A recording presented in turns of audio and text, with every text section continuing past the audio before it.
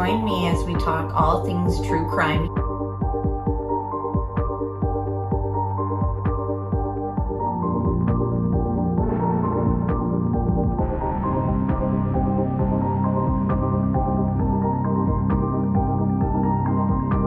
Made contact and shattered. The missing 4-year-old. The parents have called in and the mother has went for a wall, came home, now they can't find her. Chad, where are Lori's kids? They've been missing for 4 months. You have nothing to say? 4 were stabbed multiple times and were likely asleep during the attack. Some had defensive wounds. Most of them had just like one that was the lethal stab wound. Oh, what a tangled web we weave. Once I told a lie, and I told my family, I had to keep lying. Procurement is a demon. We haven't cleared anybody.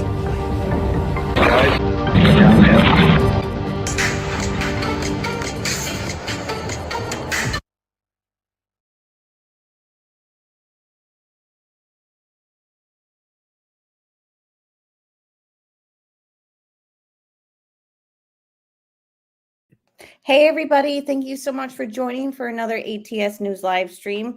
Tonight we are doing our second part in the highlights from Stephan Sterns' parents' latest interview with Hidden True Crime. The whole interview is over, well, it's just under 2 hours actually. And that will be linked in the description box in case you want to watch the entire thing. These are just meaningful conversations and clips that I felt were important enough to kind of share and talk through with you guys. Interesting as well. So we'll just be going through that. And then we have a 22-minute police interview with Stephan Sterns' father that is in the Freedom of Information Act files that Criminality sent me a couple weeks ago. So we're still kind of digging through those files ourselves and talking about them periodically. So thank you all for being here. I think everyone can hear me. Okay, thank you, Johnny, so much for the sound check.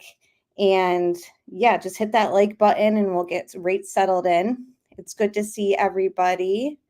I'll just pull your names up. Paul, Debbie, E. Caroline. What would we do without you? I know. He's always right on the sound cue. And even better, he hands out tea in our chat and tacos.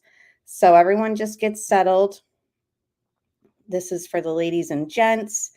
I saw Dustin in here, Letitia, Keenly. Good to see everyone. So we'll get right into this as soon as I switch up the screen. Hey, Teacup.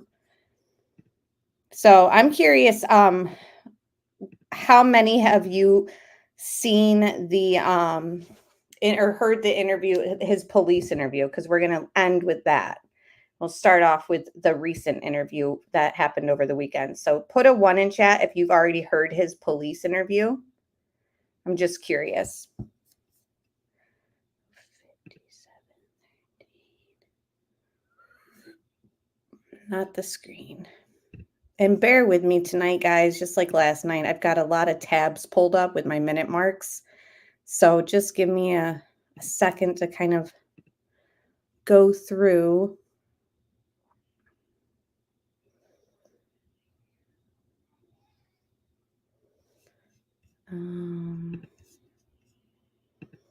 Okay, so a lot of people, it seems, have already heard the 22-minute video.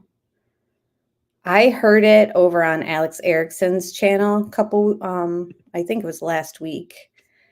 And I found it very interesting. I like to listen to things more than once, to be honest with you guys, so that I can really retain it. So that's why I kind of waited to go through it again with you guys.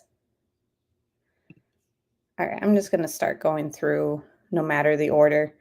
All right, so we'll start here and then we'll find the other clips. So this will be starting at 1 hour and 16 minutes in because we did the first hour last night of highlights. This is going to go on for pretty much a 10-minute conversation. So that's the thing, is there was a lot of interesting dialogue that, you know, some of the clips are like 10 minutes each. Stephan has a deep empathy for people and was the person most of his friends turned to when they were in trouble. Yes. And you also talked about how he considered becoming maybe a drug counselor and helping people with that, right? And so, that was after David's death. Yeah. And so I think what's interesting to me, I'll have you guys talk about that in a second. I just want to reflect on that for a minute. Is that I think there's this tendency to want to pigeonhole people and say, this guy's a monster, or he's a psychopath, or whatever. But when you say that and you talk about that side of him, I think it's important to recognize this is your son, and this is a complex human being with a lot of different emotions. And even though you guys describe him as a liar and a gaslighter and all, he's all these negative things, it's also important to remember that this is someone with a lot of empathy, and someone who for the most part, it sounds like he did want to do good, or he wanted to be close to people, to be close to you guys. And so I just want to point out that people can be contradictory. Things are never as simple as they seem, right? And so I thought maybe I would just throw this over to you guys to talk about those contradictions in your son, and how he wasn't just one thing. He was a multitude of things. Aren't we all? Right. But could you maybe talk about, can you tell us a little bit about the empathy and the positives and the things you really loved about Stephan? Okay. I'm a big animal person. He had such a love for animals. He was so careful with them.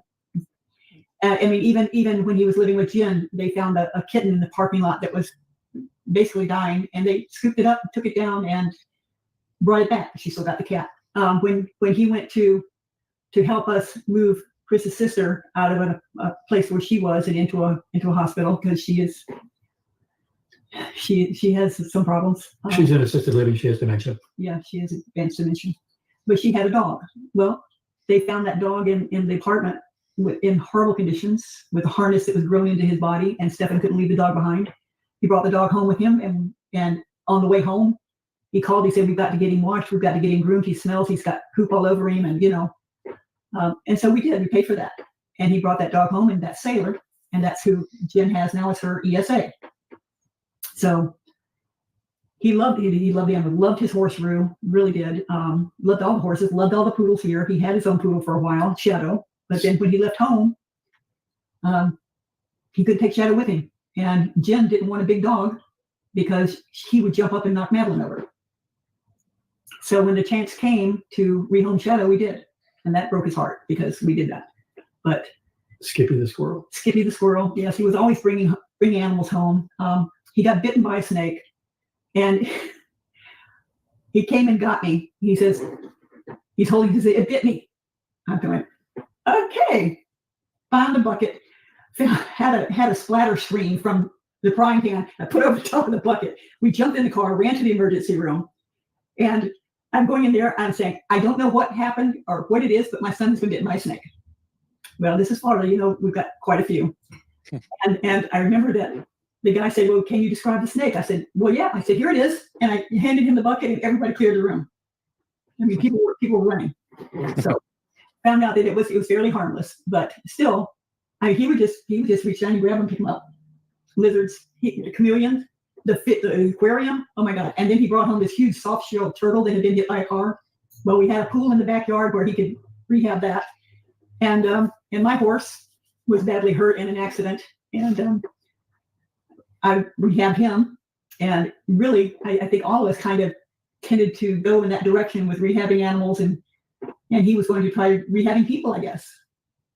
I don't say that casually. I mean it seriously. He had his ups and his downs, and he had things that he had done wrong, and he dabbled in stuff that he shouldn't have probably, but he never got addicted to it. So I think he empathized with people who did. I want to just pause it because, listening to this the first time when I found these clips, things stood out to me, and I wanted to line them up a little bit in my queue for our conversation. Now, I don't know if you guys have seen Sopranos, but there's, Tony Soprano, of course, this is just based on a made-up story. But he's in the mob. He goes to a psychologist because he's having panic attacks and passing out. They start doing therapy together. And during all this, he talks about his love for animals and, specifically the ducks in season 1. And it ended up coming out like in the series that psychopaths actually do present a great love for animals. And it's actually a thing because I looked it up and it says some say that psychopaths may have a particular interest in dogs, but their relationship with animals can vary depending on the individual. Some say that psychopaths prefer dogs because they are obedient and easy to manipulate. They may also get upset when their dogs die because of the unconditional love dogs offer. Psychopaths may have a lower fear response in general, so they may not fear dogs. And then it talks about the ones that obviously hurt animals, obviously can fall under psychopaths too. Like other people, many psychopaths may love their pets, but they may have difficulty trusting and loving others. And then there's all these other sources that kind of point you in the direction of, they can actually present that they love something, but they really can't experience bonding of any kind. But they will kind of show an interest in animals at times. So I thought that was interesting, just to kind of circle around about how they're talking about, how empathetic he was, etc. It just, for me, it almost just reminded me that, like, well, they can actually favor animals at times because of those reasons that I had just read. So I thought that was interesting. If that helps, I don't know. He always things that really made me angry, still does, is he always covered for his friends. He would lie to us about what they were doing when they were doing something wrong. And I felt like that was disloyal to us, because he would bring them into our house and ask us to help them. And I would, because my mother did the same thing to me. Any of us who had a friend in need, my mother's house was open. If she had a child in need, house was open. She took me back in when I needed it. During our almost divorce that everybody seems to be so interested in, that happened over 30 years ago. And if we could get through it and forgive each other and come back stronger, why can't they just leave us alone about it? Okay, so and at some of the times I've noticed that Stefan's father will like start like stretching or scratching his face, like at times when she's speaking. And this, of course, is in reference to their marital history and problems that they had. I believe he was unfaithful to her. They're going to talk about Stephan was only 7. And, they just don't understand why people on the internet are judging them for it or scrutinizing them because of it. And that they believe that it had no effect at all on their son's development or life or anything like that at the time. Now, I beg to differ. Personally, coming from a divorced family, mine got divorced when I was a senior in high school. My brother was younger than me. My sister was out of the house in college. I will say that the ones that were still in the house, my brother and I definitely saw probably were more affected by it, I guess, because my sister, like I said, was already gone, grown up. I just think and know in my history of, research and life experience that they compare divorce to children as similar and detrimental and devastating to them as a death in the family. So it's very interesting and kind of reminds me more and more of how these two just remind me so much of Jeffrey Dahmer's family. I'm sorry. I'm sure I hope they don't hear that. But from this interview, it sounds like they spend a lot of time on YouTube listening to what people are saying. But, we all have our opinions. And I will say that them kind of playing down his infidelity to her when Stephan was 7 and really truly believing it didn't affect him at all, I think is sort of naive and in denial. I think that divorce, unless you're like a baby and you never knew like your parents together, I think that it would have an effect on anybody. But that's obviously my opinion. I'm very curious what you guys in chat have to say. And, they worked things out and got over it. But that's not to say, hey, Melanie, that it didn't have an effect on people, and it can have like lasting effects on people. Divorced or married toxic couple that stays together is dysfunctional. Yes. So it's just another thing that is interesting about his past, and I'm just surprised that they just don't think that it has anything to do with his personality development or like the way that he grew up and seeing love between a man and a woman. I don't know. I just wouldn't discount that it had no effect on him.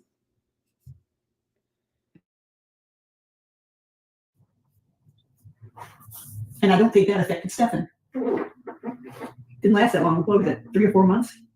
A minute. A minute out of 44 years. Did you talk to Stephan about that situation? I never gave him the reason why. And I was going to California because I had to have some surgery done and I needed to have somebody that could help me rehab from it because I was not. He was never exposed to it. Oh, no, he was not. So it was like a moot point. I guess it was a point. But I didn't run away to California just to escape Chris. I went there because Chris was working and traveling and I needed help. And my mother offered to help. Okay. So you don't see that as having any impact upon Stephan? No. No. If anything, He was what, 7 years old at that time? Yeah, he was in elementary school. Yeah. Yeah, he wasn't part of it. There wasn't any confrontations because we were separated at the time. So it was just, no, he was. But like, even without him witnessing confrontations about his father's affair, there would still be a question and confusion and wonder, like, why aren't my mom and dad under the same roof anymore? Like, why is all this kind of, changing so quick? Like, we're moving and, mom and dad aren't getting along. Like, their 7-year-olds kind of can pick up on things. And now when we talk about how he kind of never let go of his childhood is what they say, like stuff like that, like being into Star Wars, collecting lightsabers at 37, all that stuff. It's like, I don't know. I wouldn't say that this marital issues wouldn't affect somebody, but they're under the impression that he wasn't affected by it at all, but still. Right. An honest answer would have been more like, we hope not. But they just, both of them doubled down like, no, it didn't affect him at all, blah, blah, blah, blah. It's like, right. Maybe these two are not very perceptive of the mind state of others. Maybe they are too clunky to notice it. No way a 7-year-old is not affected. Right. At 7, his mom just left for some unknown reason, and that's not supposed to have an impact. Right. How should they act? I wonder if I'm prejudging them because of their son did. I'm thinking his parents should stop talking. They pretty much said in the first hour that we kind of reviewed last night, Kelt, that they felt they were damned if they did and they were damned if they didn't. And that they wanted to come out and set some rumors straight. So one of the rumors is their marital issues, and they're doubling down on their issues didn't affect their 7-year-old son. It's interesting, let's just say. The frank bottom line is that no wonder he is a mess coming from all this dysfunction. It affects every child at every age. I tend to agree. He's not involved. So just in general, as a child, how would you describe Stephan? Before or after? I would say it's two sides of the same coin. There was one side absolutely delightful and beautiful and wonderful and proud to be his parents, and there was the other side that came later that sometimes you didn't even like him. I mean, And that right there. Hey, Joey, good to see you. So glad to see you in chat. And B Crumbs and everyone else who joined. Thanks for being here. So they're talking about how would you describe your son? And, she says obviously that she loves him, but sometimes you just didn't even like him. I can't imagine a mother saying, I don't know. Maybe you guys can relate more because I'm very early in my motherhood journey, but I just cannot imagine saying like, sometimes I just didn't even like her. I don't know. I can say I can love somebody, but I don't have to like them. I don't have to like the way they act. but that doesn't mean I don't love them. And that doesn't mean that we're ever, despite what anybody on YouTube says or anybody hints at, we're not abandoning our child. He is wounded. He is having PTSD in jail. He has lost a tremendous amount of weight. He is on heart medication, high blood pressure medication, which he was not before. And I understand that people think that he needs to suffer. Well, yes, okay. He needs to be punished and maybe he needs to suffer. But don't expect me as a mother to turn off my heart and say, buddy, you're on your own. I don't like you. I don't like what you did. And I'm not going to stand by you one bit. Because I want him, for the time he has left on this earth, and we don't know how long it is, I will give him as much support as he wants and needs. I want him to be strong in body, mind, and spirit. I want him speaking to God. I want him asking for forgiveness. If we can do what we can to keep his mind active, because he is in solitary and has been for 8 months, I will send him as many books as he wants to read. And it's nobody else's damn business what I do with my money or where I send a book. They all have to be approved by the jail. So, and if we want to give him commissary money so he can have coffee or hard candy, whose business is it of it? Really? Wouldn't they do the same? Would anybody? I mean, I don't understand throwing them out like bad fish. Yeah, our love is unconditional and unwavering. It's not going to happen. So I don't know how a parent could take that attitude and just abandon their child in spite of what they did. Obviously, there's a reason for what happened. He certainly wasn't raised that way, and we're just not going to abandon him. It's not going to happen. You're his parents. Yep. I'm going to read, just to reiterate this point. I'm going to read another. All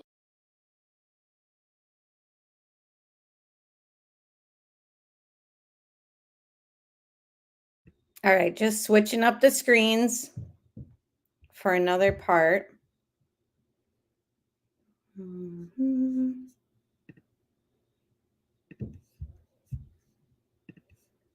And hello, Pointer Lover, and everyone else who has joined. All right, let me just skip around. Okay, this one's going to go from the 57-minute mark to 1 hour and 14 minutes. So it's a longer one of the clips. Let me move it so I can pull your comments up.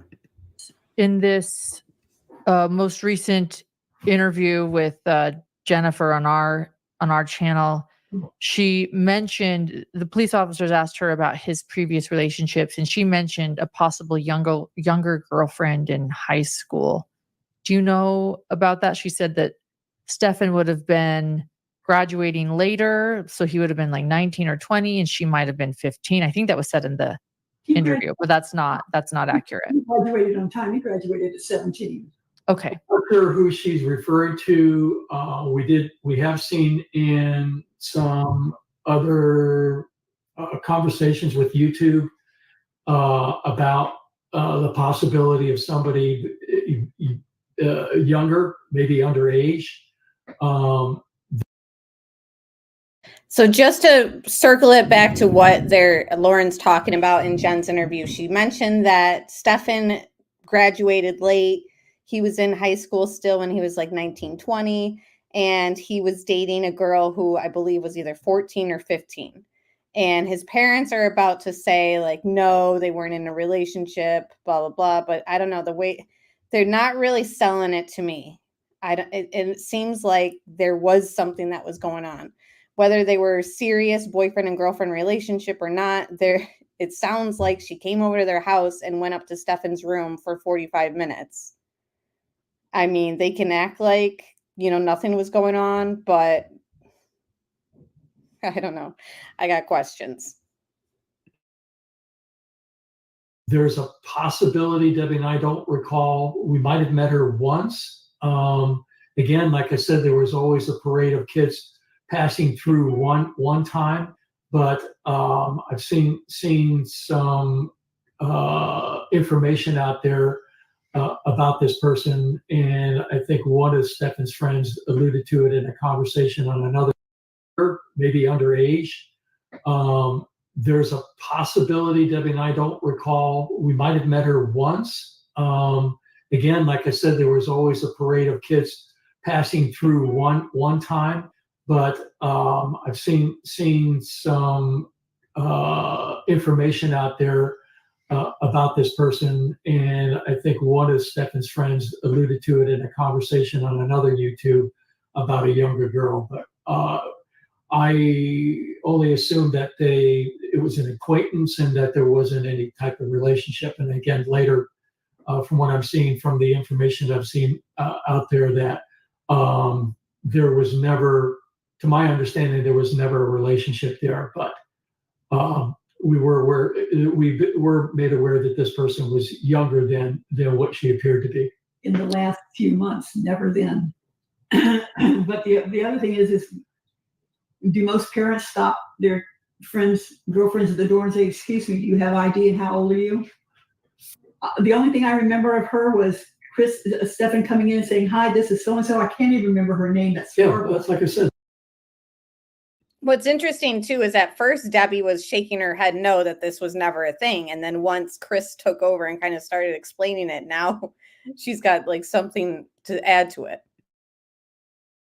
It's just a parade of people. We're going to go up and watch some TV. Is that okay? Yeah, sure. Would you like some snacks? Get you some Cokes, chips, whatever, go up with you. And that was it. She came back down. She wasn't adjusting her hair. She wasn't adjusting her clothes. I don't think they were up there having sex.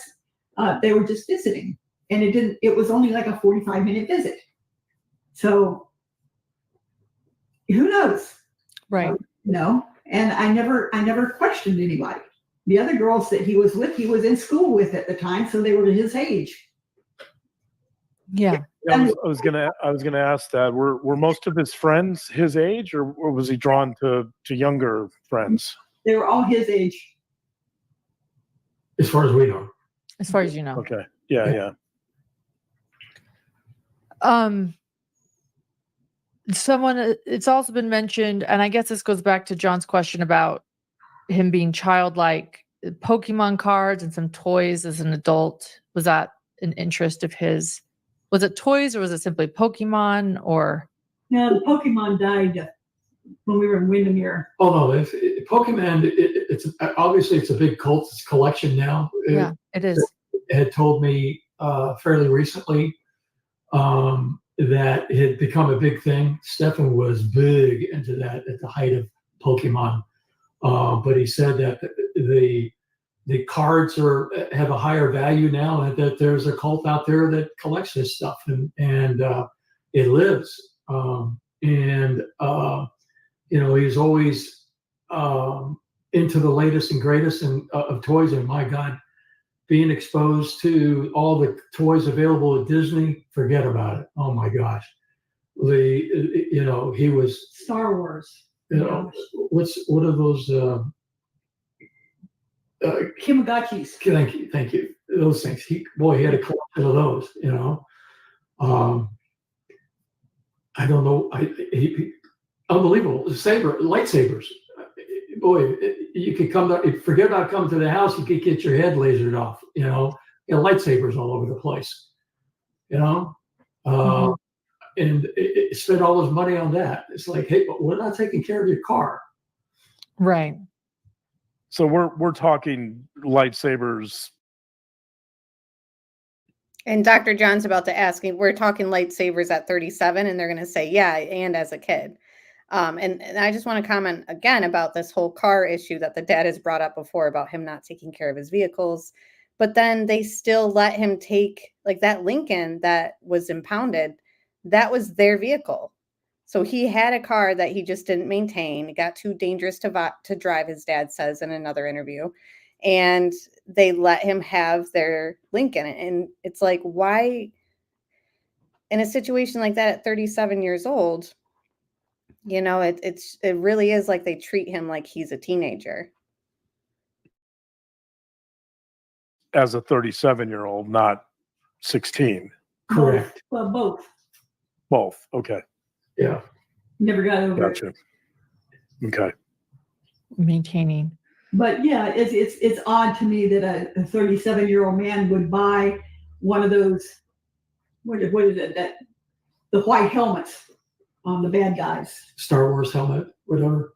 you know, and glove, whatever the glove was that. Well, listen, you've got these guys that are just into this stuff and they just collect the stuff, and he obviously had a fetish for it. What can I say? Then the wife takes like a drink as soon as he says fetish. Heather says, I hate to focus on toys because I know adults that love Legos and other things. I do too. The only difference is with Stephan is his interest in these Tamagotchis, Pokemon, all these toys, and he was using it in like Reddit threads and stuff to kind of talk to younger girls. So I think that there's a difference in an adult kind of, you know, wanting to relive their childhood and stuff like that. And then there's ones like Stephan who were using it as like an in and a conversation to relate to kids who were not of 18 years old.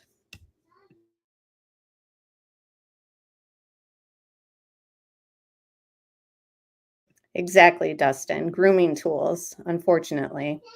And hello, Zoe. And I saw Roxanne in here earlier. I agree, Claire says. Sounds like the parents' enablers, but didn't know he was such a freak. I mean, I think there's a lot of things that our parents just, we're obviously not going to share with our parents. So I definitely could get on board with them just having no idea. I agree with you too, B Crumbs. They babied the F out of that old looking man. I know. Unfortunately, that's kind of the consensus that I've seen. Yeah, it's like me playing with a Fisher Price toy. Right, like a fake fishing pole or something. Just bring that out on your next vlog. Yeah, it's just, it takes it to a different level when we know what he was doing, like in these chat forums and stuff like that, like relating with these toys and stuff. And who knows what he was saying to younger people outside of the ones that we know about, like on Reddit and stuff. Definitely, Joey, you do. And yes, good to see you, Scott. I personally don't blame parents for not knowing. Right. I mean, what are they going to do? I mean, maybe when he was a kid living under their roof, they could have gone on his internet searches and seen stuff.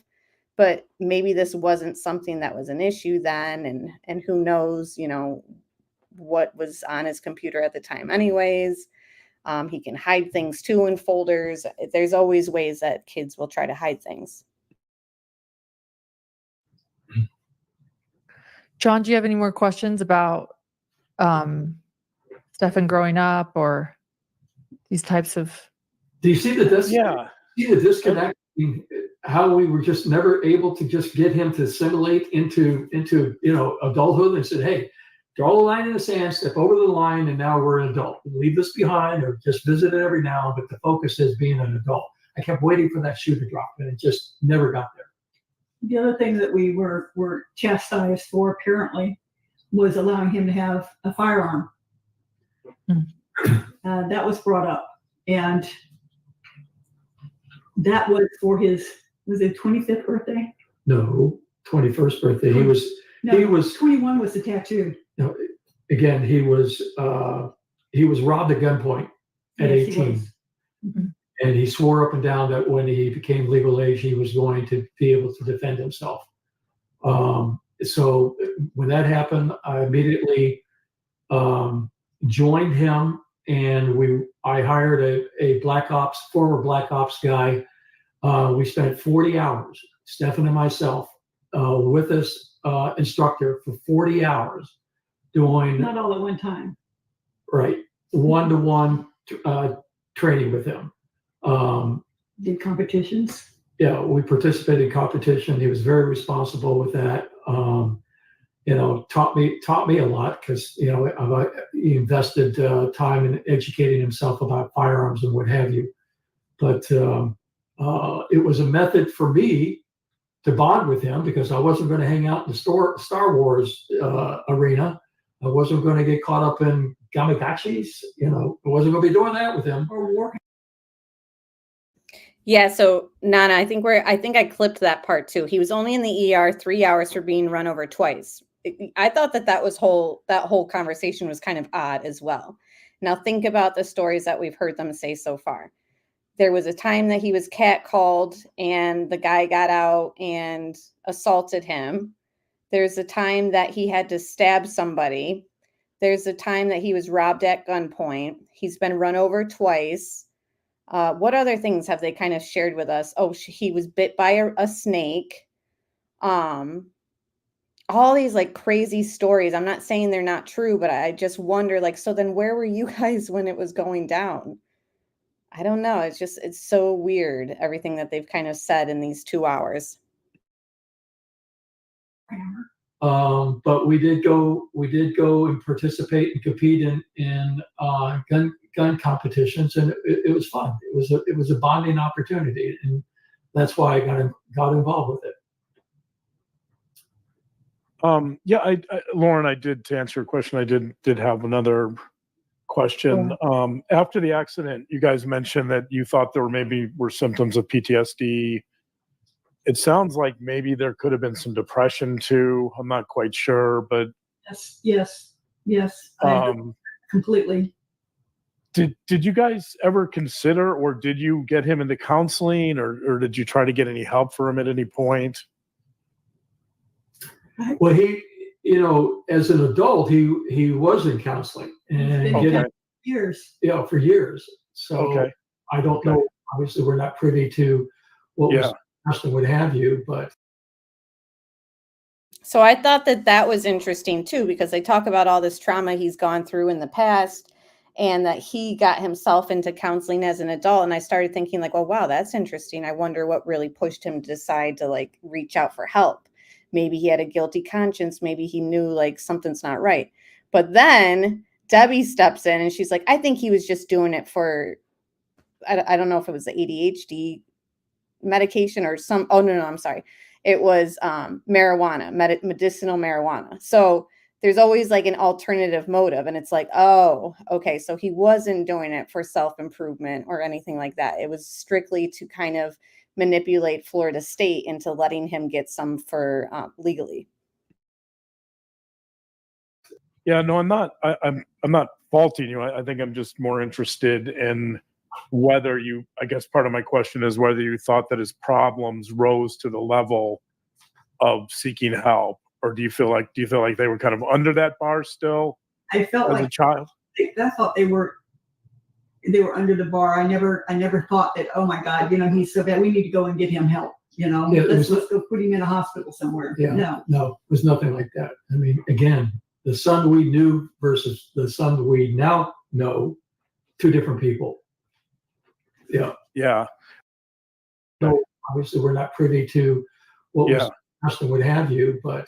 Yeah, no, I'm not. I'm not faulting you. I think I'm just more interested in whether you. I guess part of my question is whether you thought that his problems rose to the level question, Teacup, of seeking help, or do you feel like they were kind of under that bar still? I felt as like a child. I thought they were under the bar. I never thought that, oh my God, he's so bad, we need to go and get him help. Let's go put him in a hospital somewhere. No, it was nothing like that. I mean, again, the son we knew versus the son we now know, two different people. Yeah. And when he did get counseling as an adult, do you know anything about that? Do you know like what age and how long, or did he talk about that with you guys at all? He was still going through it up to 3 months before he was incarcerated. He was with counseling for years. Yeah. And it was something he sought out voluntarily, or? Yeah. I think he did it because he wanted to get a marijuana. Okay. So in other words, that would imply that the reason he was going was for symptoms of trauma? I guess we don't know. We don't know. I think he felt like he needed it to I don't know, for anxiety, depression. He had anxiety. To calm. And I will say that there is obviously benefits to marijuana for anxiety and depression, amongst, other things, joint pain, lack of appetite, etc. The list goes on. It's just unfortunate that he used the system to get that license when it seems as though he probably could have benefited from counseling outside of just getting the legalization card. And thank you, B Crumbs, for gifting 10 memberships. Welcome to those members. And if you're in chat, received one, feel free to say thank you to B Crumbs while she's hanging out. Yeah, I agree. Pointer Lover says the lazy ASS didn't even want to work and you supported him. Right. In fact, in another interview or something was stated by Chris that he lost his job, didn't have his insurance anymore, and they were bending over backwards to get him on their insurance so that he could get his medications. But it's just like, why don't you bend over backwards to get him another job and get his own insurance? It's just some of the things they did. It's just like, this seems a little counterproductive for somebody whose son is 37. You know, say he's 17, 18, however long, you know, it is for, I don't know. It's just like at 37, some of the stuff I just scratched my head over, like why it's not helping him by doing that. I'm hearing through Facebook groups right now that a family member has told a YouTuber that she was not pregnant. I'm not going to come out and state that as a fact 100% because we've seen in other cases that family members aren't told 100% of all the dealings and truth on cases, especially before trial. So again, I'm not saying it isn't true. I'm not saying it is true. I'm just saying they might not be sharing all that information still, even with the family. So that's the latest on the pregnancy topic. I know that we kind of shut it down to begin with, thinking that there would be a charge. Then we find out Florida won't charge unless it's been proven to be a vital pregnancy. And yeah, so now that the new rumor within the last hour that we went live, I've seen in the Facebook groups is that a family member has told a YouTube channel that she was not pregnant. Now, you know, like I said, I just can't say 100% until, you know, all that's kind of been laid out in a trial. But I mean, I hope to God she wasn't, but the situation's bad either way, this whole case. I don't know. Okay. John, he didn't want to attempt to do something unless he thought he could do it well. It was hard to get him to take that first step to try something new. Okay. So it sounds like he was also a bit of a perfectionist. Self-perfectionist and a perfectionist with everybody else around him. You know,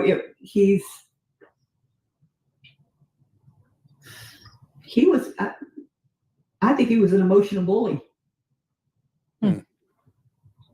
Could you say more about that?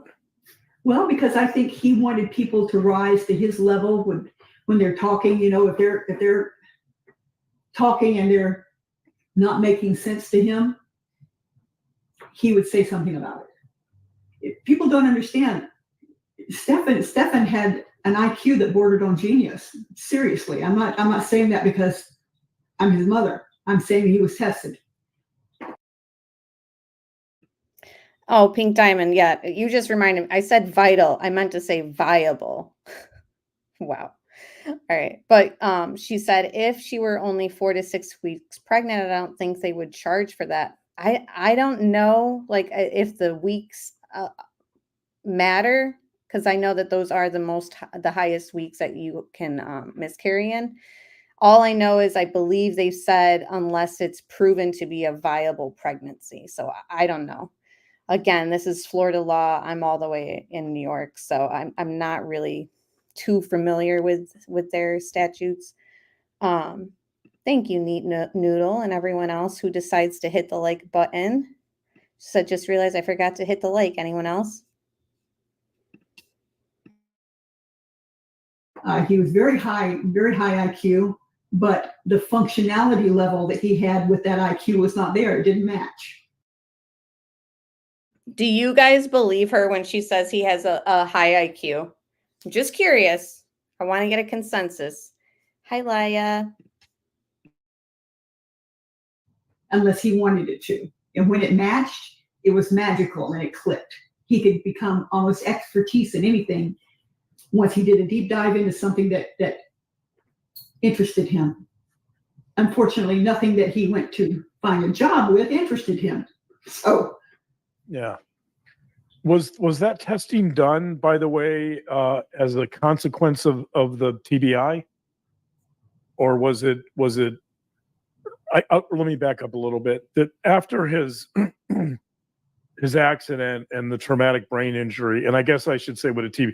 I guess we haven't defined TBI. Maybe some people at this point don't even know what the TBI stands for, traumatic brain injury.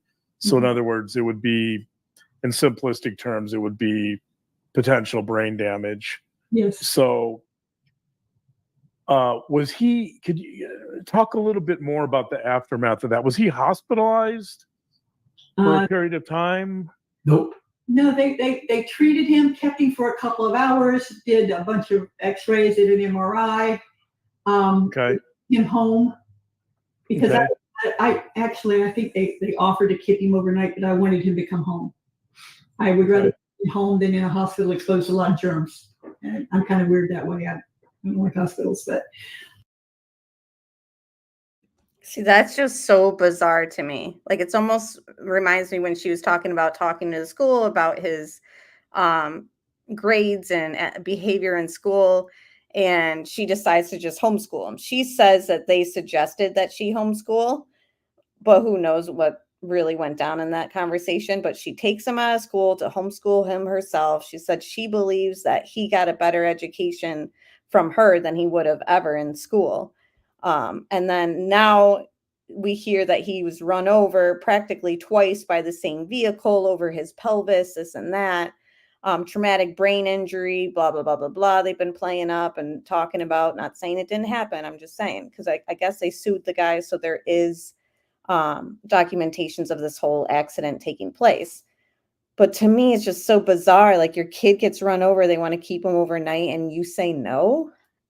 I don't know. Like, that seems odd to me. Like, it almost just plays into my thinking more and more of how, like, controlling and domineering she is. And I'm not saying that it's not okay to be a strong-willed woman, but it's given me very Dahmer parents vibes, more so, like, as this goes on and on. I ended up having to take him to a chiropractor to get him to walk straight again. He was walking on a cane for over a month. Wow. Okay. So he walked in there on a cane. He walked out twirling it around like, Groucho Marx. So it worked. But the car had run over his pelvis and his low back when it hit both times. So he got double squatted. Did you notice any memory loss from after the accident? Yes, I did. He couldn't recall things easily. We would have to sit down and refresh his memory on some things that happened. He would look at pictures and he would say, where was this taken? When was this? So yes, he lost a chunk of memory. And so what was the cognitive testing or the neuropsychological testing, was that done later to kind of assess? That was that was because of the school system. Oh, they highlighted him as, they thought, potential ADHD, and we ended up going through a doctor then who evaluated him, gave him all kinds of tests and everything, and found that yes, he is ADHD, and he wasn't before. He was very focused before. I mean, the kid was laser scope focused on things. After that, he couldn't keep a conversation going, or he would skip ahead. He would know what you were going to say. He could project out what you were going to say, and he would start answering what you were going to be talking about in 5 minutes before you ever got to it. And it drove his teachers bananas.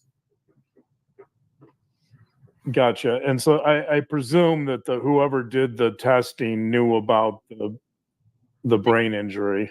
Yes, they had all the records from the Okay. Okay. Gotcha. Okay. Interesting. Rumor is, though, Pink Diamond, that they got money from this accident. And she says something about all the records are in whatever area community they live in court.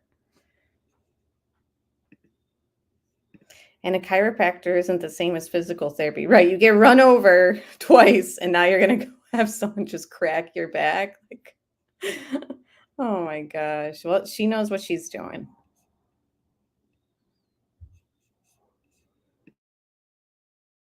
Interesting. That would be an interesting report to read for sure. I wish I could find it. I can't. As we've moved too many times, I don't know. It could be buried somewhere, but I can't put my hands on it. I can't. In fact, we would like to see the doctor's reports too, and I believe that because there was a lawsuit over the accident, that there is a copy of it someplace in Sarasota, in the county. So yeah, his defense attorney will probably want to see it at some point too. By the way, they know about it. They said they would find it. We got all the copies of the. He was when he had that kidney surgery in California. He was one of the first people that they used the robot on, and so they used his case in a book. Oh wow! Wow. And that happened to my brother actually. His knee surgery when he was, I think, 18, right? But before he joined the military, it was so extensive and so like something they hadn't seen before that he's in the medical book as well for that. I'm curious if we could find the medical book that she's referring to with Stephan's surgery. Just curious, but they don't ask that question, unfortunately. Wow. One of it involved one of his arteries being looped over the top of his ureter, and as he grew and his trunk expanded, it was pulling that artery tight, like crimping a hose. Yeah. And he was at a track meet, and after the track meet, he was in so much pain that we thought he was having appendicitis and rushed him to the hospital. The pain was similar to having kidney stones. I mean, he would be in such excruciating pain, he would throw up. Mm-hmm. Wow. But he was, after the surgery, he was okay? It was successful? Yeah. Yes, except that it kept him from the military, which is what he wanted to do to begin with. He wanted to join the Air Force. He joined ROTC in high school, loved it. But when he went to enlist, they saw the scars. They were just little puncture scars, and asked him what it was. He said, well, that's where they went in and they fixed the artery over the ureter. There's no problem with his kidney after that. But because there was a kidney involved surgery, he was being disqualified. Passed all of his testing with flying colors, but because of that, they didn't let him in, and that was a real blow to him. All right, before I move to another clip, I did have a note about that.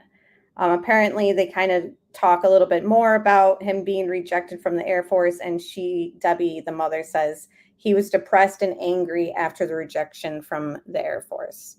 So just a little note to go there while we move on to the next clip. This one's a couple minutes as well.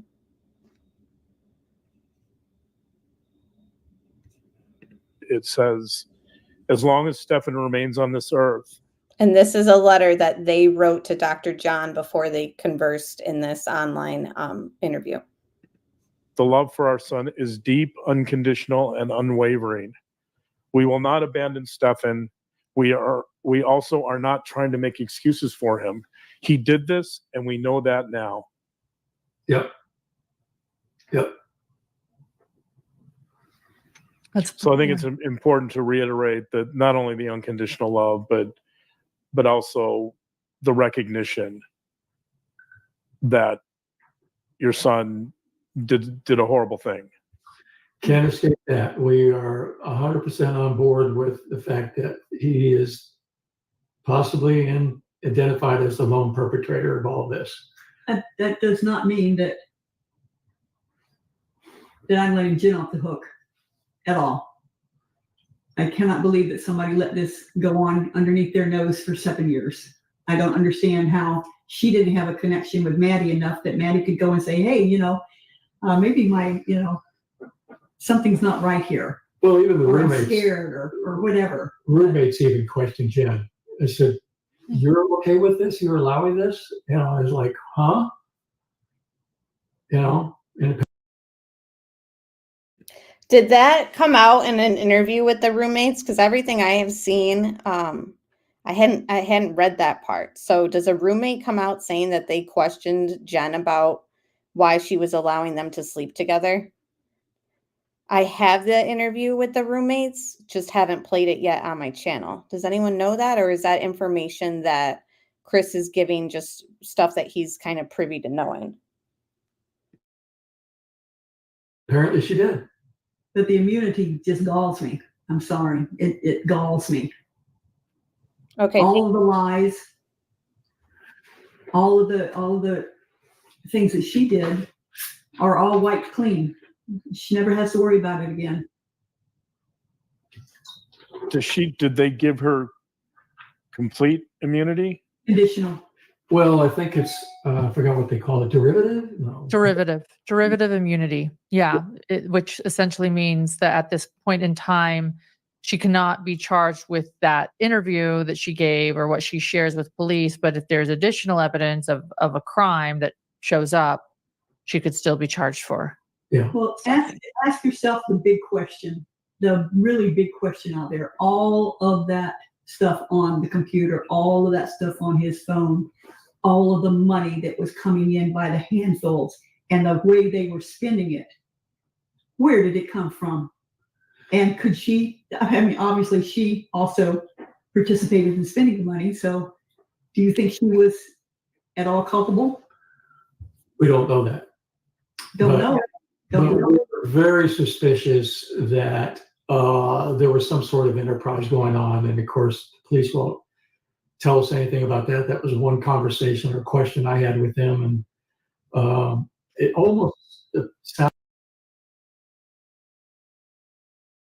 like they acknowledged Stephan and eliminated Jen, but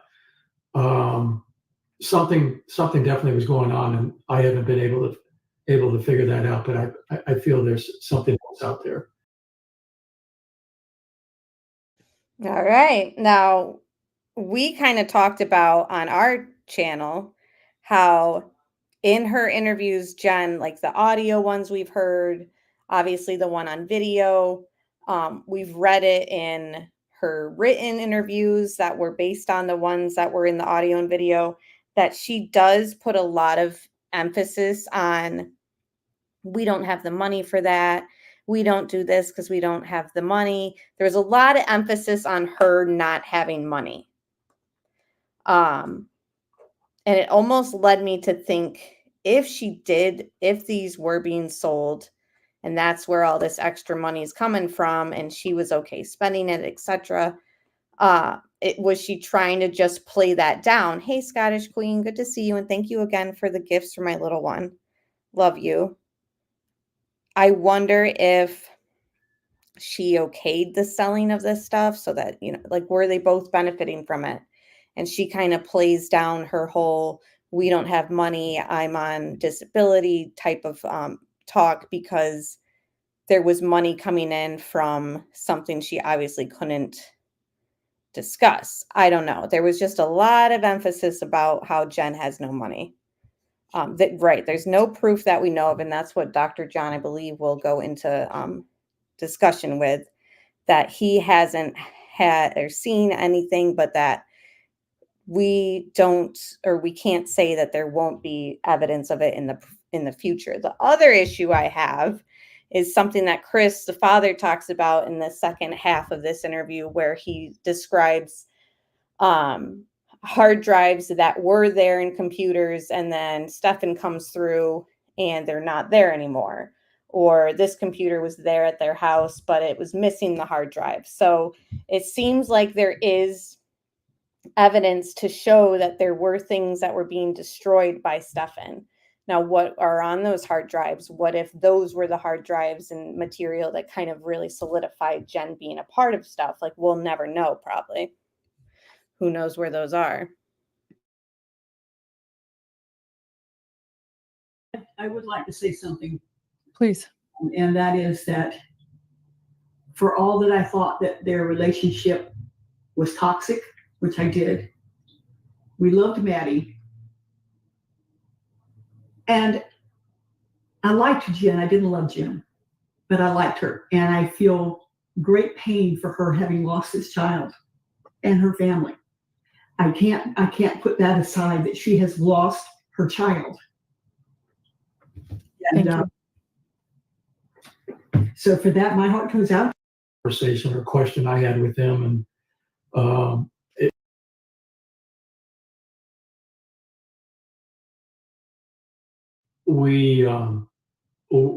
I guess the next step is the trial, unless, like I said, another shoe drops. But we're not expecting anything else. Of course, we haven't expected any of this either. So,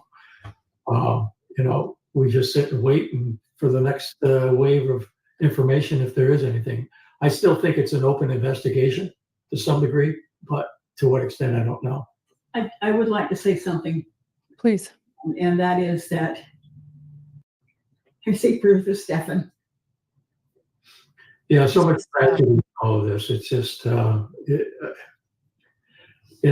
what started out as going to a birthday party has turned into an absolute nightmare. I wish I was able to prevent him from going, but it was Maddie's birthday, and she that was called an and occasion. asked him to come. So she called and specifically asked him to come. So that was something new that also came out. I never knew that Maddie. Now, is this coming from Stephan, or did they answer the phone or hear the conversation? The mother is claiming that Maddie called and asked Stephan to come to her birthday. And now then we all heard that Stephan wasn't even at the party. So if she did call and say, come to the party, he couldn't come maybe because the grandma didn't like him? Or is this, what do you guys think about this? I just thought it was weird and hadn't heard it before. No, yeah. You happen to live, we've talked about this, in the same city as the Laundries, the Laundries, but Brian Laundrie's parents. Yeah. And so Lauren's going to go into saying how people have compared them to the Laundries. I personally see them more as the Dahmers. I don't know if that's worse or better. I don't know. But they kind of do like a little laugh about it. Like, like type of laugh. Obviously not in agreement. And then let's see what we got lined up here. For us to listen to you. Well, what's interesting, like I said, that Wednesday back in February, while I'm waiting to talk to the police, not even sure they're even going to talk to me. The opening conversation was, were you aware that Stephan was in Northport? What exit do you live off of? Do you know that Stephan was in Northport? I go, what? You're serious? I just drove the middle of the night, tucked him into a hotel room. I went to bed, and within an hour, he's out of there. He actually runs to St. Cloud, then he goes to Northport. And I said, you're kidding me. Of course, I learned hours later when Jen called me, I go, do you know where Stephan is? I go, no. What do you mean, where's Stephan? He isn't with you? I asked him, I said, hey, look, there's a desktop computer at home. Maybe you guys should come get it. He said, okay, we'll make arrangements to do that. Only to find out that the hard drive was removed from it. I know it was there Sunday morning when he left, because I told the police that after I found that out. So he purposely removed that hard drive. Why? Well, again, as I explained to the police, very forthcoming, that Saturday evening, he was having some sort of anxiety panic attack, and I've never, ever seen this expression on his face. Never. And something he had some sort of information and had no idea what it was, but he was really panicked. And then to find out that this hard drive was removed. So, we're cleaning out his room a few weeks later, come across this USB drive, 2 of them, as a matter of fact. I put one in both of them computer, one had nothing, just like the evidence shows. The other one, I just hovered my mouse over the fields, because I told the police that after I found that out. We're cleaning out his room a few weeks later, come across this USB drive, 2 of them, as a matter of fact. I put one in both of them computer, one had nothing, just like the evidence shows. The other one, I just hovered my mouse over the fields, didn't see any image, because again, you can't unsee what you see. It's just file names, File name. I don't know if I believe that they didn't like try to open these things up. Just file names, just file names. And he's like, oh, I hovered my mouse over it and blah, blah, blah, my mouse over it. I don't know, because remember when he talks about some image, he's like, I don't know if I imagined that image or if it's just stuck in my head from stuff that Jen told me. Like there's other parts where he like talks about a photo that he had seen. And then he's like, well, maybe I didn't see it. I don't know. It was just so bizarre. We'll listen to that part because it's in his interview. But apparently they find a computer, they look through what's on it, just file names, just file names. And then cops don't come and get it in time, according to them. And when they do come for it, the hard drive's gone. So I don't know. Names, and just from the description, I said, this is not good. And I texted the detective and told him that I had some evidence to turn over to him. It took them 3 weeks to come collect it. Matter of fact, I had to remind them I had this and that it was sitting here waiting for them to come collect. And then to learn later in July, when I had a conversation with them before this information was dumped out, that there were 35,000 images on that USB drive. And I couldn't believe it. It's unbelievable. I mean, he had to get access to a data dump of some sort, but it's just unbelievable. I see a lot of your guys' comments about, oh, they definitely looked. With how nosy and involved they are, they looked. I would have to agree with you. If anyone else hasn't voiced if they believe that they looked at the pictures and the images, let me know. Do you think they looked, or do you think they're telling the truth when they say like, oh no, it was just file names, we didn't open anything? Why did he have possession of something like that? But every time we found evidence, I immediately notified the police. I mean, we didn't want it in the house. It was toxic. Yeah, didn't want it in the house, but at the same time, we didn't want any appearances of being complicit and trying to cover anything up. We were, at this point, we weren't interested, and we wanted the truth out there. And the mother there, we thought it was toxic. We wanted it out of the house. Well, did you look or not? Because how did you know it was toxic? I don't know. Of course, I'm nitpicking, but I don't know. Okay, this last clip is 5 minutes, and then we'll get into his police interview, which is around 22 minutes. And the police interview is an audio. Feel though that Stephan manipulated Jen.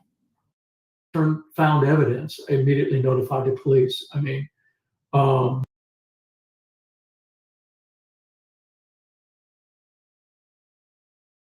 empathy for them, and I do. Even these people who have sent me some ugly things, I know it's probably hard for anybody to believe that I would actually say prayers to these people, but I think something triggered them, maybe something in their background, in their life that was similar. Do you feel that, so setting aside Jen's responsibility, that's still unknown, right? We can speculate, as you said, we're speculating, we don't know. Do you feel though that Stephan manipulated Jen? I think they manipulated each other. Yes, yeah. They manipulated. She was, based on his actions, that Monday morning, he certainly knew how to manipulate her. I mean, going in to collect the dog, making sure she didn't come out of the bedroom. He's got Maddie up hours ahead of school. School didn't start till 9:38. He's got her up at 7.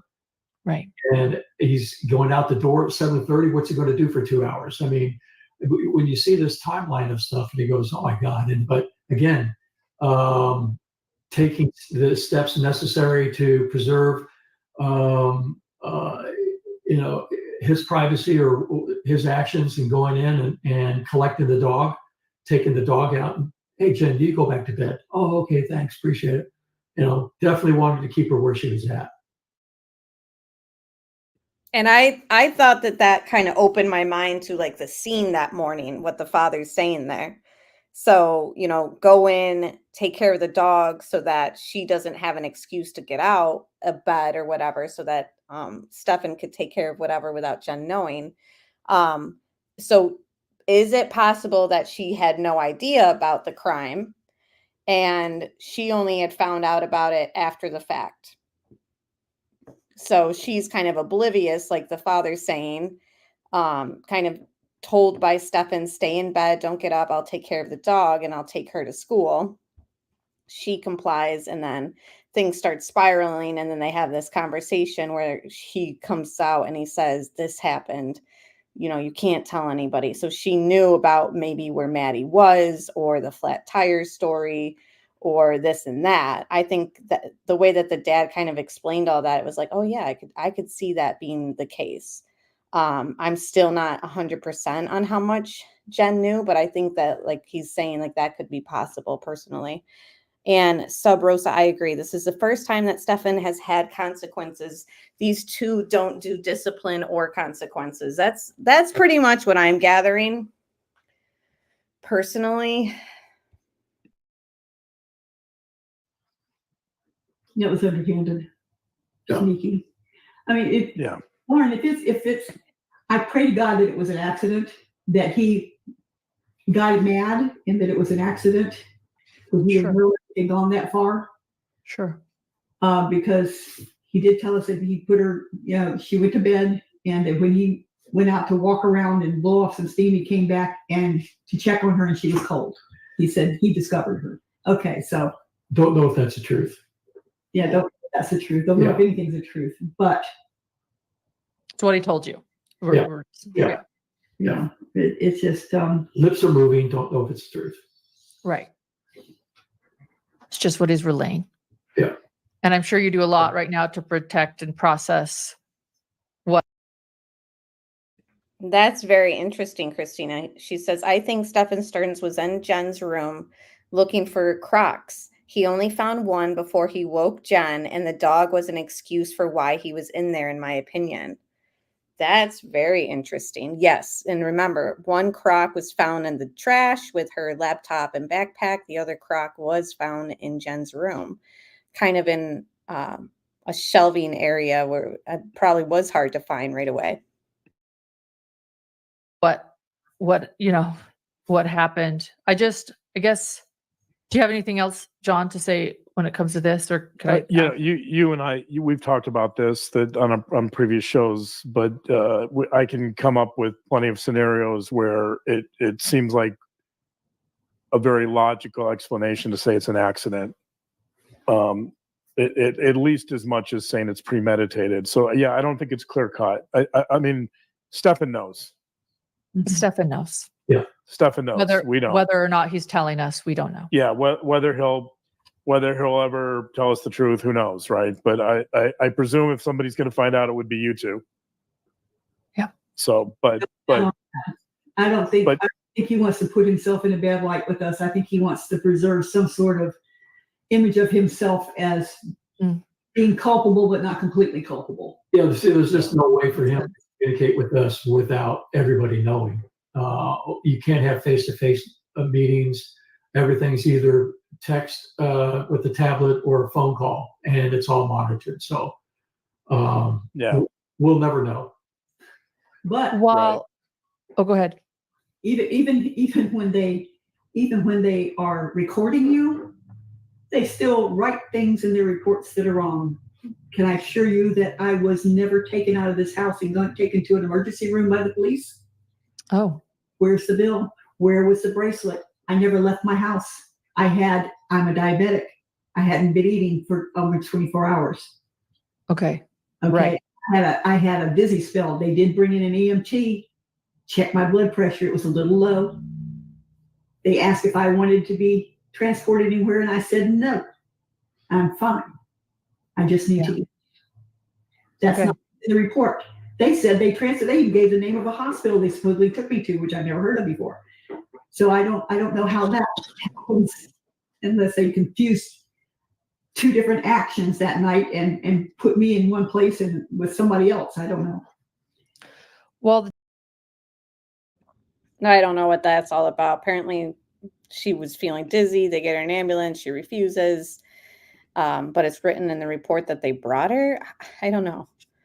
But again, there is more to that interview. We skipped around the first hour last night and then the second hour tonight and kind of did like the highlights and the interesting parts to me. Other people might find other parts of the interview interesting also. So it's linked in the description box. It's on Hidden True Crimes channel. All credit to them. Lisa says, did he have pictures of other girls besides Maddie? So we haven't had any confirmation besides a roommate. So in the 900 pages, we read this way before the interview came out with the roommates that, it's confirmed through audio that he was taking pictures of her changing in her room or in the bathroom. Can't remember which one, but took images of her. So we know for a fact that took place. And then on one of the channels early on in the case that was covering the case early on, interviewed a friend or a roommate, I believe. And they said that they had found a file on his computer that had pictures of young girls. So that, of course, is hearsay, but just kind of want to throw that out there as something else that we had heard about him having pictures of other girls. All right. So, hey, Melly, it's okay. We're going through the father's interview. So this is the screen I'm using. Sorry, it's not very visually stimulating. It's only an audio file, 22 minutes. Let's listen to it together. I've heard some of it before. I'm hoping you guys don't mind re-listening if you've already heard it as well. The mother should probably stay off YouTube. Yes, Debbie, that was super important in all of this, right? To let us know that you weren't taken to the hospital. And the fact, she almost uses it as an excuse to dig at the police, like pretty much saying that they wrote something that wasn't true in their reports. And she doesn't know why, blah, blah, blah. Not good. Hey, Looking Beyond, good to see you. Right, and I'm assuming in these 35,000 images, they're not all Maddie. Let me know if you guys can hear this too once I press play. No, go ahead. So we were initially going to go ahead and use the consent, but we're going to kind of slow down on that aspect. We want to make sure we're doing this all the right way. Understood. To do what's best for her and to make sure that we're above board on everything. So while we greatly appreciate your cooperation, we're not going to force entry in there right now. Does your wife ever go to the storage unit? Does she what? Ever go to the storage unit? No. No, she's never been to that storage unit. How does he know the code to your code to the storage unit? Is it written down somewhere? Can you guys hear it? No. So I was thinking about that earlier. So there's another incident here. So I get a call from the storage unit 2 or 3 weeks ago telling me that they were running an audit of the units because there was going to be an inspection or something, and my unit wasn't properly locked. So the way it works is that you've got this slide mechanism, unlock it and then unbolt it from the hinge, and then you have to push it back and then secure it in one of the 2 holes. And they said it wasn't properly locked and they had flagged it and I needed to get over there and fix it. So I went over over there, opened it up, looked at it, everything's fine, and then locked it properly. And I'm gonna say maybe there's a 50-50 chance I did that, but I'm pretty anal about it. And so I don't know. A 50-50 chance you did what? What do you mean? Pardon? A 50-50 chance you did what? I may not have locked it properly, or maybe now that I'm aware that he possibly had a key to it, that he went into the unit. Okay. But nothing out of the ordinary. Has he ever gone to the unit to help you with something and you? Oh, he's helped me load it up, yeah. Oh, okay. So he could have the Well, code no, for that. Maybe he observed me punching in the code, Okay. which is pretty devious on his part. Yeah. I mean, So,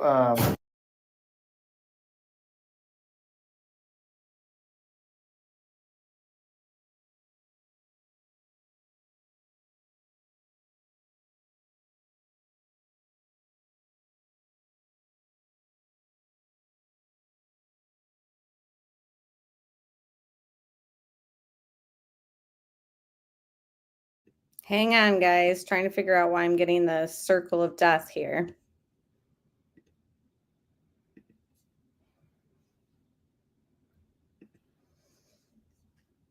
Let me reopen it.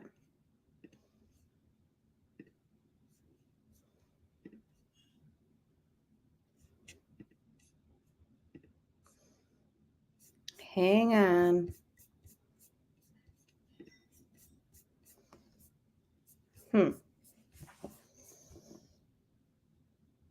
Internet connection, I think, is good. Can you guys hear me just so that I know that StreamYard's still working?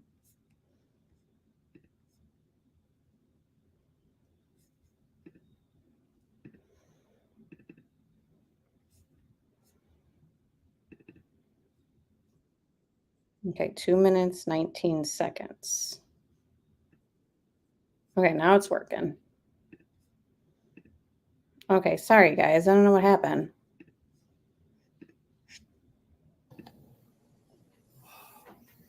so How long did it take you to get up here last night? pretty good time.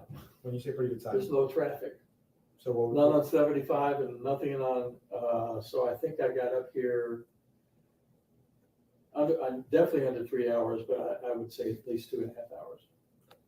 Trying to figure out where we were going to stay because had no idea. So we found a place out there off of Western Parkway. So I think I left around midnight and got up here 2:45-ish.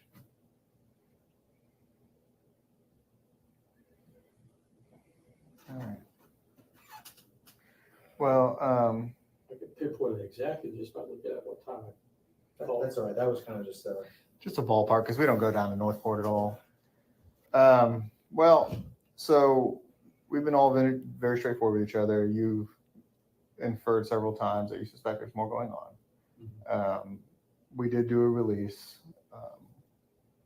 Your son has been arrested for sexual battery. What? Your son was arrested for sexual battery. Essentially rape. Okay. The father, why does he say what? I don't know. And that's where we're at with this investigation right now. Obviously it wasn't Jen, but so it's still active, so we won't get into it.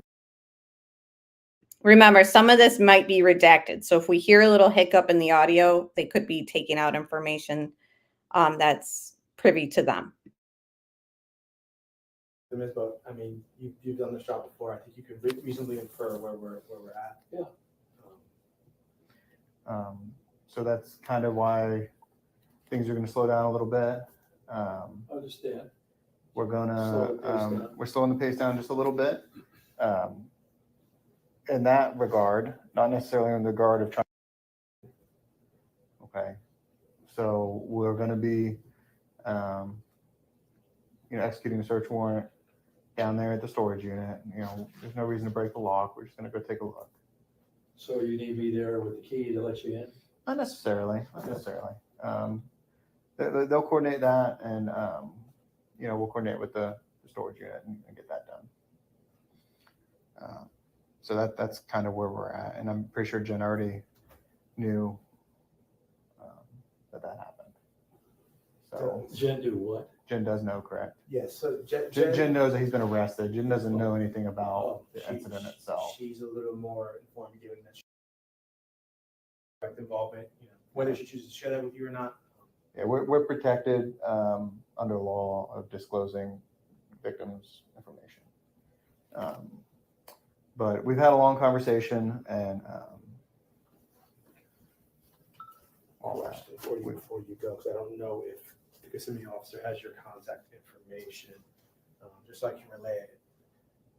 What is your phone number, Mr. Sterns?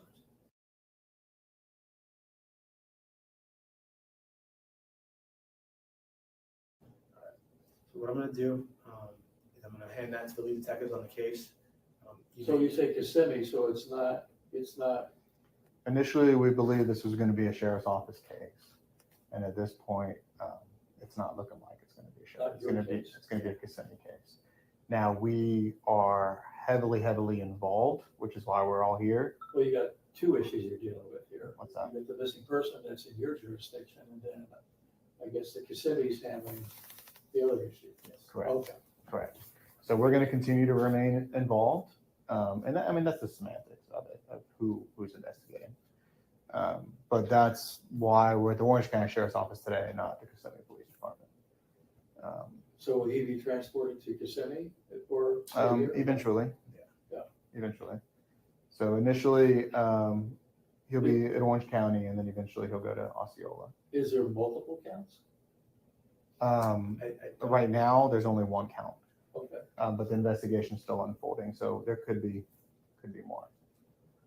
I don't anticipate him getting out anytime soon. So No. what I would ask is that you remain available. I mean, you've been. Because we're still trying to. Yeah, I think you understand the gravity of what we're doing. Our first priority, and that's why we've tried to elicit this cooperation from you. Understand there probably gonna be some cops at your house down there, some cops at the storage unit. We just ask that you're available for us. So will I be interacting with Northport PD? Probably. Okay. Yeah. So one of our guys is going to get a bag, and he's going to drive down there and try to get this all facilitated within the next 24 hours. Okay. And Northport, I believe they were going to go talk to your wife and just make sure. Yeah, I think She was there. Okay. Well, they were there when I was talking to her. So. All right. What when you say available, you need me here or just accessible? Accessible. Oh, Be accessible. available by phone. Yeah. We as far as I know, we don't need you here for anything in Orange County. Obviously, I'm sure Jennifer needs you here, but that's up to you how you want to handle that. Yeah. I don't know if she has family locally, but Jennifer has family locally, so we're trying to. I got to get her back to her car. Right. And is she free to go back to the townhouse? I'm not sure if we're still shortly. She's not going to processing that. Her car is the white Nissan. Nissan. We have that car. Yeah, we have that Now car. she doesn't have a car, so where's she supposed to spend the night? Without sounding callous, ideally we'd like to the plan is to release her home back to her.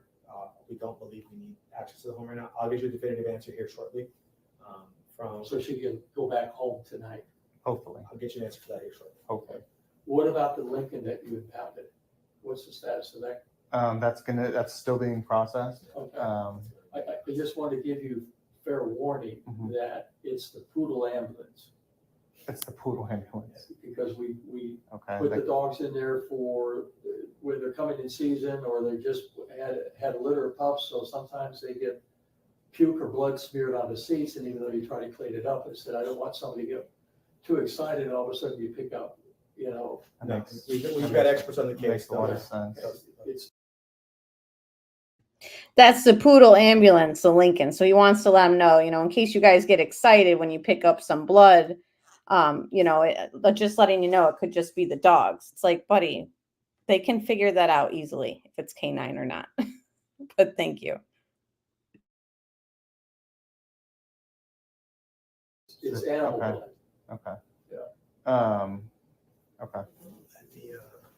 Well, before, Can you well, buzz me in real quick? what's that? Can you buzz me in real quick? I'm gonna go get an answer about the house.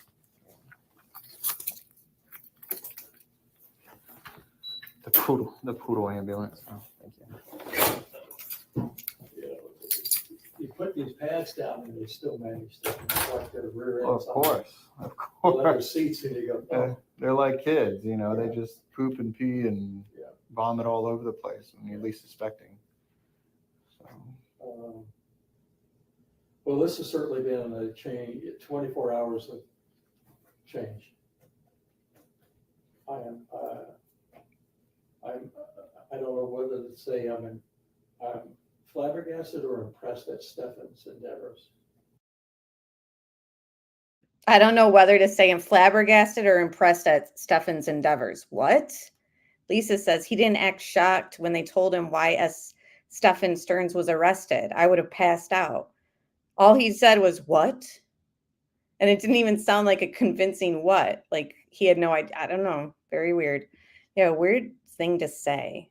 It's not even the first weird thing in this interview either. I mean, I should say it's not only the only thing that's weird. well, He was, as far as I knew, he was going to pass out at 3 a.m. yeah. It didn't take me long to crash and burn, and then to find out that he made this round trip to Northport. Well, I can't imagine what's going through your head right now, and I do sympathize for you and your family. I'm pissed that he's done this to us, done this to himself, done this to us and somebody else. It's not an unreasonable thought, not unreasonable at all. I had no idea of the issue and what he may be capable of doing here, and it's just like it's a revelation. A lot of people think that keenly. I can't decide yet, but if they looked through his computer, I don't know.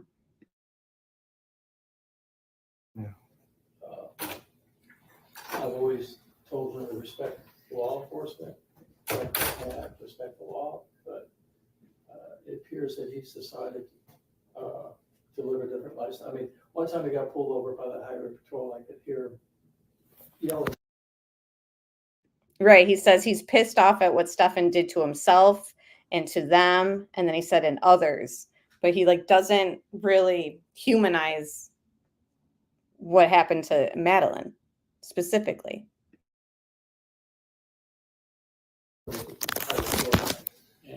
Right. Don't do that.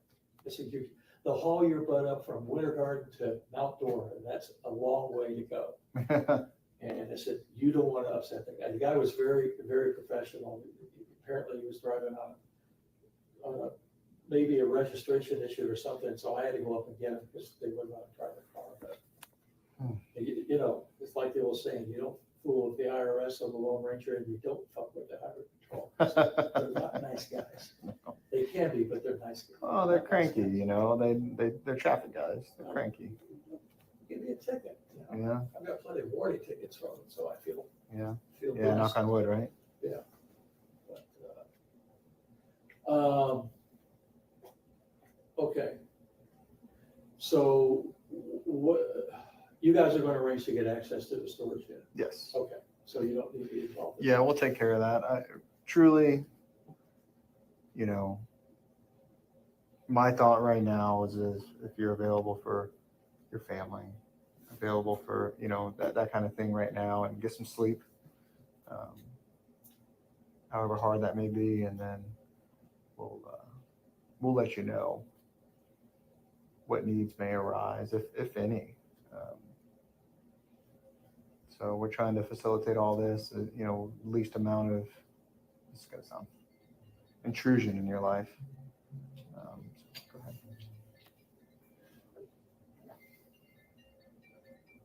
Yeah.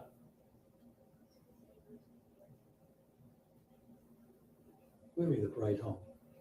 The model home? The model home? 13 No, Luis has been there today, so no.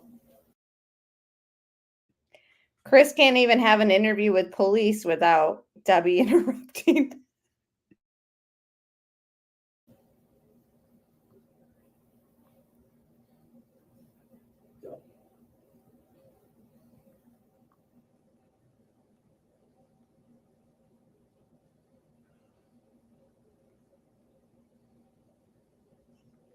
Yeah, he's been there all day. And he would have been there very early in the morning, or Luis would have been there around 10 o'clock, and there, he would have noticed that. Okay. Fine. Everybody go. In speaking to our Kissimmee Police Department counterparts, they are not prepared to release the town going back to her. Oh. So I don't have a timeline for that. I imagine they're in communication with her. She may already know that, but they are not releasing the apartment tonight. Is she still out in the car? She should be. She should yeah. Oh, she called me earlier and said she's frightened to be out there.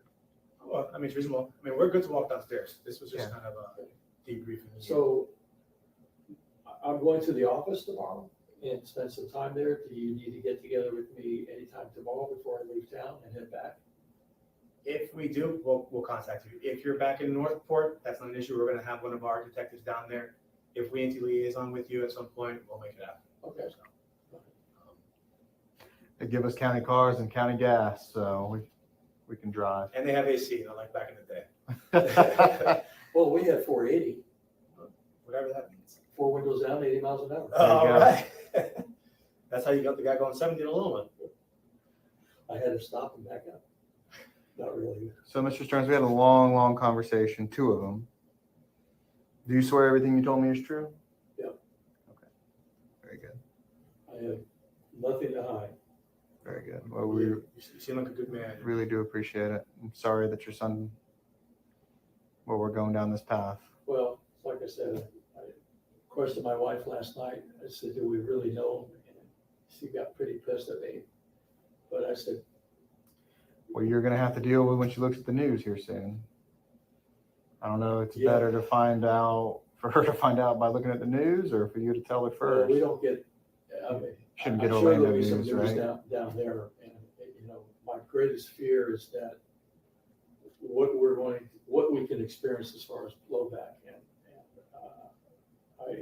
I'm a private person, and that really, I'm not going to say it terrifies me, but it worries me that, you know, the media frenzy and what have you, that somebody wants the angle, you know, hey, I've got the hot story today, you know. I mean, and my partner could probably speak better to it, but I mean, expect that you may have a car or two out front of your house, given, you know, that his relationship to Northport, but, you know. I think your saving grace is that you're not in the Orlando market, right? Right. You're in the Tampa market, I can only imagine. You're not. Stearns isn't the most common last name, but it's not the most rare last name. Yeah. And you're talking about a statewide search. They'd have to do a really good job, I think, to find you. Yeah. I'm not saying they're not good at their job, but you know. Well, I mean, I'm out there in the public. You can just Google me. Yeah. You know, I'm going to come up because I'm in real estate. So, Yeah. You know, Well, I wouldn't be concerned about that until there's a problem. And if they're out in front of your house, and you know, you can always call Northport and they can advise you. But if they're ever on your property, just tell them to leave. Yeah. You know, as far as professional blowback or anything like that, it's tough for everybody to put 2 and 2 together. Does Jen know that you made this trip this morning? So we didn't speak to Jen. Jen I wasn't spoke to privy to those interviews, Jen, yeah. Jen spoke to the Kissimmee Police Department. So my understanding is she is briefed very well. But that's a conversation you guys could probably have, you know, on the drive back or at some point in the near future. I just don't see where he had the energy to do this. I mean, unless he was faking it with me at 3 a.m. this morning, I don't know where he got the effing energy. But you're telling me he was down there at 7:45 at Toledo Blade? Yes. I mean, 7:45, 3:45. He waited till she got up, went to sleep and snuck out, not long after we all said goodnight. You can't reason. As a reasonable person, you can't understand the unreasonable. There's no way you'd be able to wrap your head around anything that he's accused of doing or that he did. There's no way that any of us would be able to, even with all of our experience in public safety, there's just no way. So. Wow. I mean, obviously making a move like that, there's something's going on here. Yeah. All right, well, let's get you out of here, Mr. Sterns, and you can try to get some rest. Walk you down. Where can I fill my trash? I'll take him down, Evan. Okay. Wow, this has got so much hair on it now, it's unbelievable. Jesus.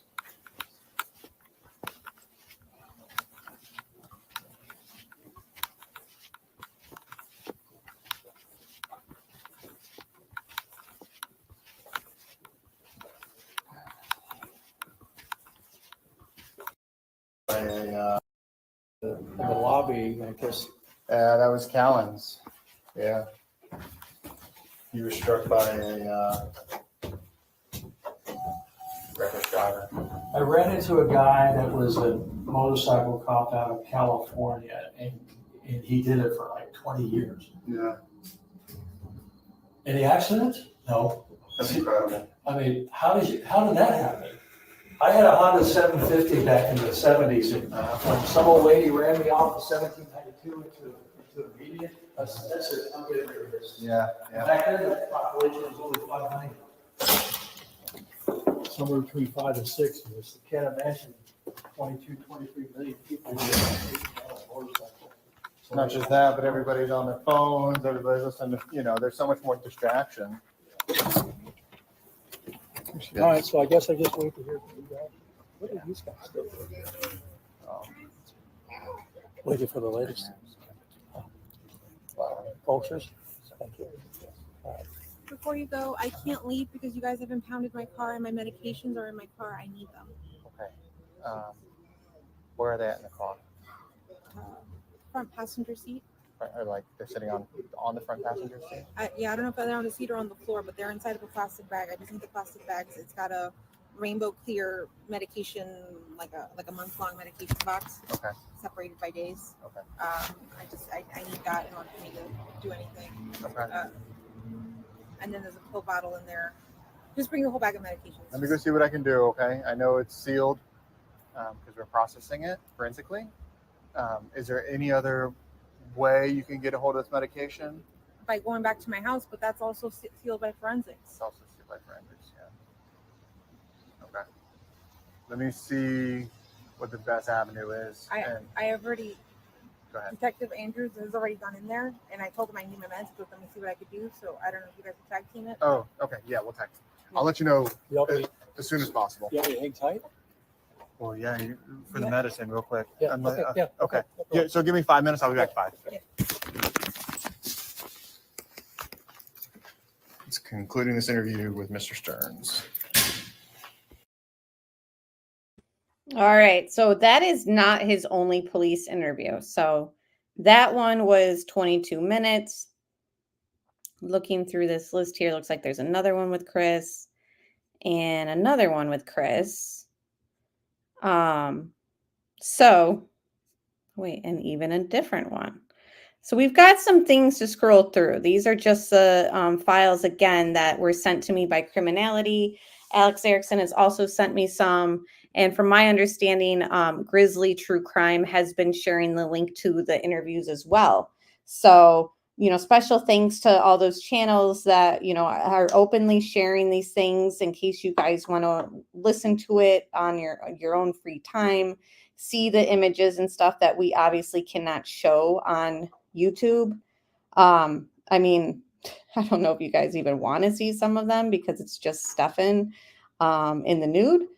and just disturbing stuff that she has kind of drawn in her notebook. But anyways, guys, we definitely have some stuff to go through with this case. Now, we did talk about starting a recap of the Wade Wilson trial. I'm thinking of taking a little break from Stephan Sterns tomorrow night, starting the trial recap, which will start with opening statements. How do you guys feel about that? Let me know in chat. And then we always promise the subs a Watts deep dive on Thursday. So Thursday night is always designated to Chris Watts deep dives. And then Friday, we're finishing part 2 with the Gypsy Rose, kind of reviewing her statements made on the stand when she testified. So we've caught her already in some contradictions. We'll be continuing that. So yeah, Melanie is ew about the Wade Wilson recap. Roxanne says, see you tomorrow night. And thank you guys so much for being here and for B Crumbs. Ew, no. What's ew, no? Wade Wilson recap.